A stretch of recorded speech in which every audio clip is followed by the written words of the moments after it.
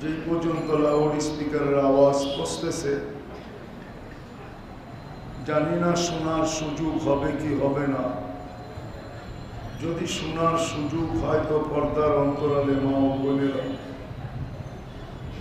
কোরআন হাদিস থেকে যতটুকুই তেলাওয়াত করলাম, আশা রাখি একই সামনে রেখে কিছু কথা রাখবো। সাথে সাথে সকলের কাছে দোয়ার দরখাস্ত। শুরু অবধি এই পর্যন্ত যা শুনলাম আর যা শেষ পর্যন্ত শুনব, আল্লাহ আমাদেরকে আমল করার তৌফিক দান করেন। দ্বিতীয় একটা অনুরোধ থাকবে, কথাগুলো বিলকুল দিলের কানে শুনব। দিনই কথা শোনার জন্য আল্লাহর পক্ষ থেকে নির্দেশ হল ফাস্তামিউ, বিলকুল দিলের কান দিয়ে শোনো। আনসিতু, বিলকুল চুপচাপ শোনো। লাআল্লাকুম তুরহামুন, তাইলেই কিন্তু দিনই কথার রং আমাদের দিলের ভিতরে লাগবে। আর যদি তা না হয় তো শুনতে শুনতে জীবন শেষ হয়ে যাবে, কিন্তু জীবনে দিনই কথার কোনো রং লাগবে না।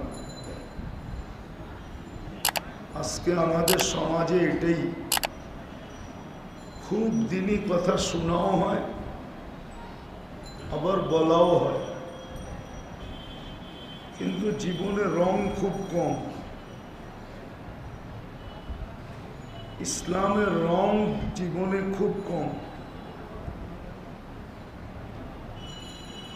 90% এর চেয়ে বেশিও হবে মানুষের জীবনে মুসলমান হওয়া সত্ত্বেও ইসলামের কোনো রং নাই।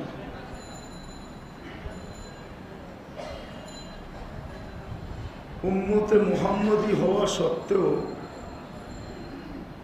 নবীর আদর্শকে মনে প্রাণে জাগা দিছে এরকম লোক শতকরা 10 জন হবে কিনা সন্দেহ। নবীর আদর্শকে যদি মনে প্রাণে জাগাই দিত, তাইলে এই রোগ বাংলাদেশে হতো না। 99% যুবক নেটে দেখা চুল কাটে।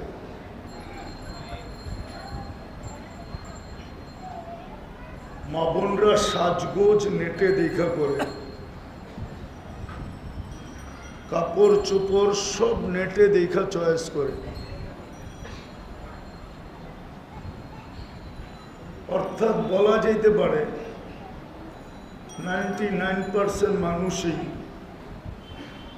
বিজাতিদের আদর্শে আদর্শবান। অথচ নামাজ যখনই পড়ে, চাই জুমায় পড়ুক, চাই মাঝে মাঝে পড়ুক, রাগ হয় না কিন্তু, ঠিক না, চাই ঈদে পড়ুক, এই কথা অবশ্যই বলে গায়রিল মাগদুবি আলাইহিম ওয়ালাদ-দাল্লিন, এটা অবশ্যই বলে। আমি বিরোধিতামূলক বলতেছি না, বুঝানোর জন্য।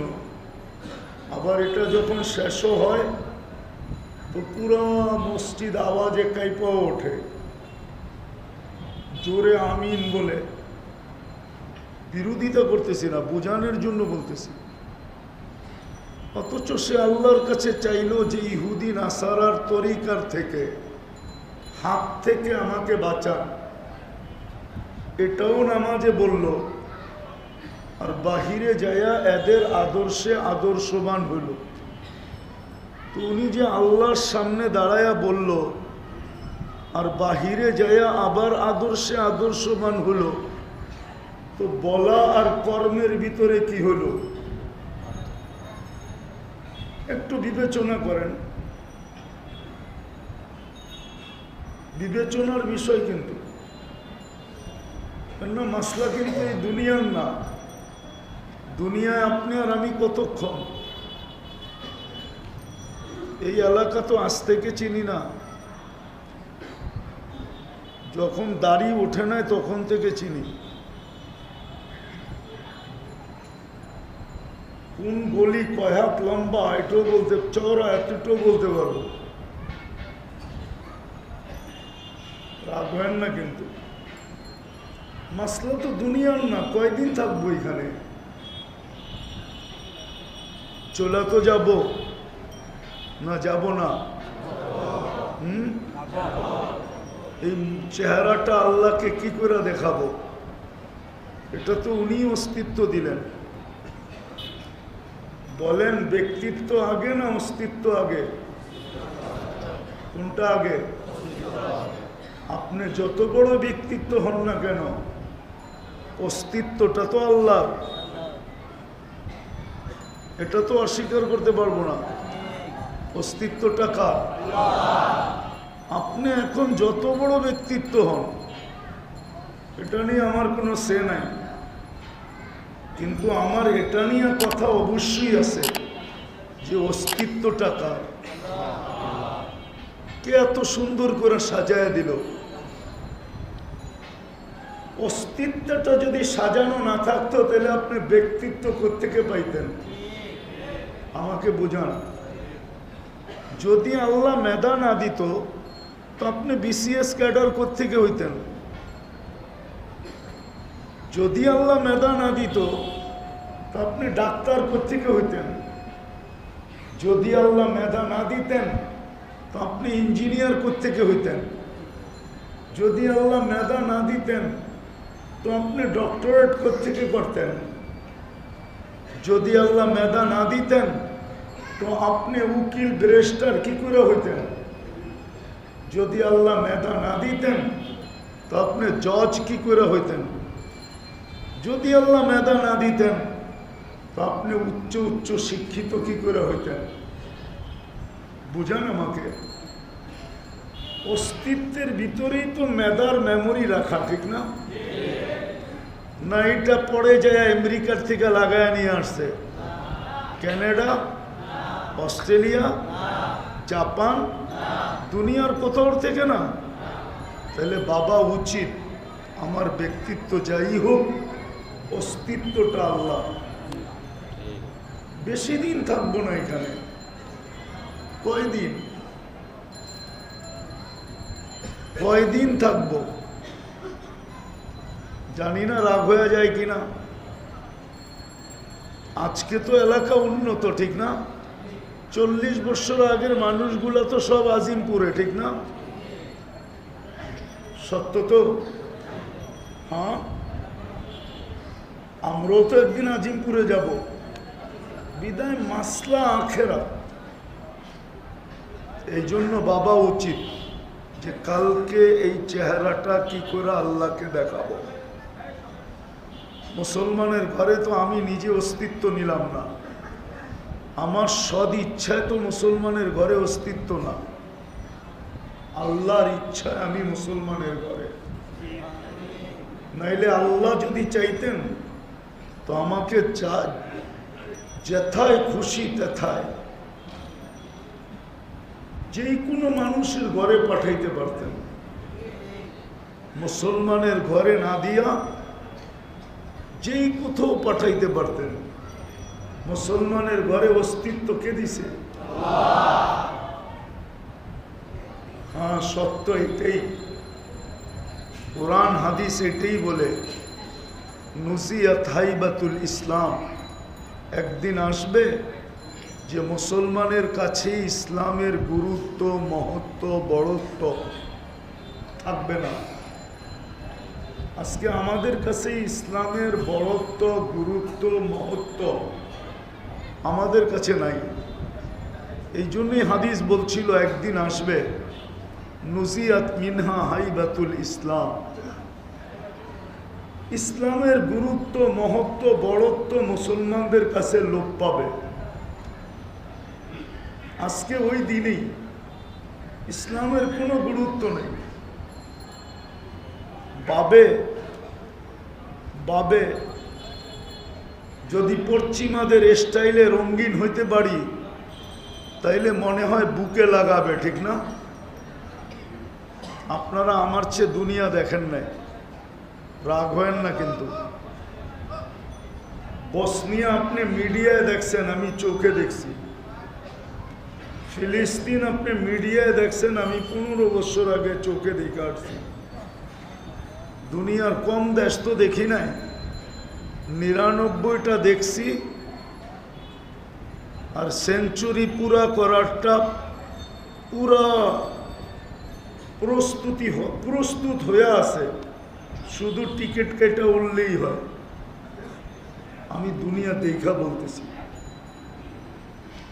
আমাদের সমাজ, যুবক যুবতী, নারী পুরুষ ভাবে যে পশ্চিমাদের স্টাইলে যদি আমরা রঙিন হতে পারি ওরা আমাদেরকে বুকে নিবে, বুকে। এটাই তো ভাবনা। নাইলে যুবক ওদের স্টাইলে চুল কাটবে কেন? 100 টাকার চুল 500 টাকা দিয়ে কাটে, ঈদের সময় 1000 টাকা দিয়ে কাটে। জিজ্ঞেস করেন। তাহলে 14 তারিখ কেন পালন করবে? আজ তো 12 তারিখ, কালকের পরের দিনই তো 14 তারিখ। ঢাকা শহর তো পুরা কি শাড়ি জানি, দূর মিয়া। আরে না, এটা কি হলুদ শাড়ি পরে ঘুরতে থাকবে কেন? মুসলমানের না মেয়ে ছেলে যাকে আল্লাহ মুসলমান হিসাবে অস্তিত্ব দিল, মুহাম্মদুর রাসূলুল্লাহ সাল্লাল্লাহু আলাইহি ওয়াসাল্লামের উম্মত বানাইলেন, যাকে আল্লাহ মুসলমানের ঘরে নিজে নির্বাচিত করলেন, নিজে স্বয়ং নিজে নির্বাচিত করলেন। আল্লাহ স্বয়ং নির্বাচিত করছে আমাদেরকে মুসলমানের ঘরে। আমরা কোনো দলের থেকে নির্বাচিত না, আমরা কোনো ব্যক্তির থেকে নির্বাচিত না, কোনো জনগণের হাতে নির্বাচিত না, কোনো সৃষ্টির হাতে নির্বাচিত না, স্বয়ং আল্লাহর কুদরতি হাতে নির্বাচিত, আল্লাহর পছন্দে নির্বাচিত, আল্লাহর ইচ্ছায় নির্বাচিত, আল্লাহর ভালোবাসায় নির্বাচিত। আজকে যদিও নাকি ইচ্ছা স্বাধীনতা দিছেন বিদায়, যেমন খুশি তেমন চলতে পারতেছি, এই জন্য গায়ে কিন্তু বাতাস লাগে না। যুবক যুবকের স্টাইলে চলে, নারী নারীর স্টাইলে চলে, পুরুষ পুরুষের স্টাইলে চলে, প্রত্যেক ব্যক্তি নিজের স্টাইলে চলতেছে।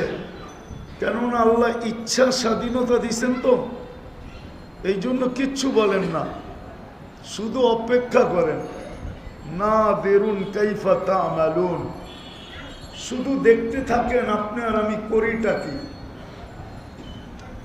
এটা কোরআনও বলতেছে, ইন্নী মাকুম মিনাল মুনতাযিরিন, আমি অপেক্ষায় আছি, তুমি সীমা রেখায় কখন পা দিবে। দিতে দেরি, আমরা এটা দেখবো না অফিসটা তোমার না অন্যের। সিসি ক্যামেরা দাঁড়ালে, সিসি ক্যামেরা দাঁড়া, এটাকে কি বলে? সিসি ক্যামেরা লাগানো কি লাগানো না, এটা দেখবো না। বাড়িটা তোমার কি তোমার না, এটাও দেখবো না। যেখানে সীমানায় পা দিবে ওইখান থেকে উঠাবো। ইচ্ছা স্বাধীনতা দিয়ে শুধু অপেক্ষা করতেছেন, যার কারণে কারো গায়ে বাতাস লাগে না। যুবক যৌবনের মতো, যুবকের মতো চলতে পারতেছে, নারী নারীর মতো, পুরুষ পুরুষের মতো, প্রত্যেক ব্যক্তি নিজের মন মতো চলতে পারতেছে। গায়ে তো বাতাস লাগে না, কেননা ইচ্ছা স্বাধীনতা দেওয়া আছে। ইচ্ছা স্বাধীনতা যদি না দিতেন তাহলে আপনাকে আমাকেও আকাশের মতো এক পা উঠায়া দাঁড়ায় থাকতে হতো। রব্বে কাবার কসম, আল্লাহ আল্লাহ আল্লাহ, কি কি আল্লাহ 2020-এর চিত্র একটু ভাবলেই বোঝা যায়। শুধু স্বাভাবিক শ্বাস নিতে দেন নাই, স্বাভাবিক শ্বাসের সমস্যা, স্বাভাবিকভাবে শ্বাস নিতে পারতেছে না, তো ডাক্তারের টিমকে বলতেছে আমাকে স্বাভাবিক শ্বাস নিতে দাও, সমগ্র সম্পত্তি তোমাদেরকে লেখা দিব। ওটা মিডিয়ায় আছে, মিডিয়ায় নাম বললাম না। স্বাভাবিক শ্বাসের জন্য যদি নিজের জীবনের সমস্ত সম্পদ লেখা দিতে প্রস্তুত থাকে, তো ইচ্ছা স্বাধীনতা যদি না দিতেন তো আমরাও এক পায়ে 24 ঘন্টা দাঁড়ায় থাকতাম। যুবক এরকম চলবে, যুবতী এরকম চলবে, নারী এরকম চলবে, পুরুষ এরকম চলবে। শুধু ইচ্ছা স্বাধীনতা দিছেন বিদায় চলা সম্ভব। তো যেটা বুঝাইতেছিলাম, আল্লাহ করো বুঝে আসো যে মুসলমান হিসাবে নির্বাচিত তো বটে, কিন্তু ইসলামের কোনো রং আমাদের ভিতরে নাই। মুসলমান আমরা বটে, ইসলামের রং নাই, অথচ আল্লাহ স্বয়ং আমাদেরকে মুসলমান হিসাবে নির্বাচিত করছেন। উম্মতে মুহাম্মদী বটে, কিন্তু আল্লাহ রসুলের আদর্শ মনে প্রাণে জায়গা দেয় নাই।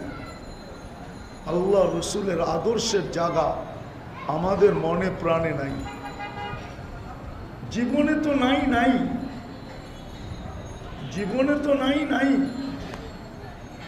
অথচ সত্য এটাই আজকে কেটে যাবে। কালকে এই চেহারাটা হাউজে কাউসারের সামনে কি করে দেখাবো বলেন? যদি হাউজে কাউসারের কাছে আল্লাহর রসুল বলে দিল যে বিতাড়িত দূরে সরো, সুহকান লিমান গাইয়ারা বাদি, সরো তোমাদের জন্য সারা জীবন চোখের পানি কোনোদিন শুকাইতে দেই নাই, মৃত্যু লগ্নে আমার ফ্যামিলির দিকে তাকাই নাই, ক্ষুধার্ত জীবন নিয়ে দুনিয়ার থেকে চলে আসছি, কিন্তু তোমাদের জন্য ওই মুহূর্ত চোখের পানি বন্ধ হয় নাই।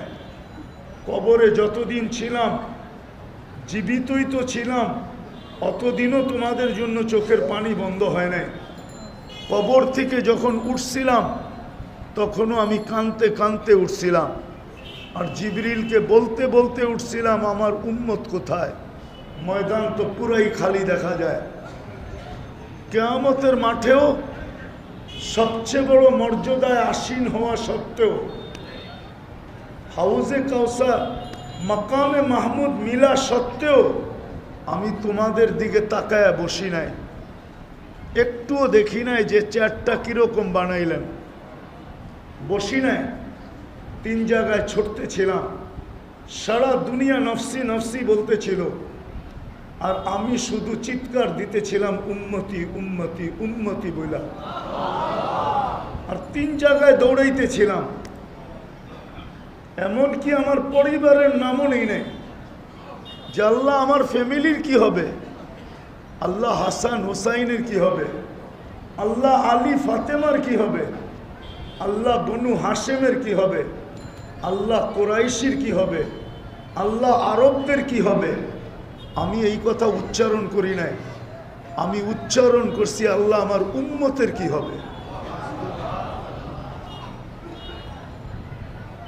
আরো সে যাওয়ার পরেও তোমাদেরকে ভুলি নাই। সালাম তো আল্লাহ আমাকেই দিছিল, তোমাদেরকে দেন নাই।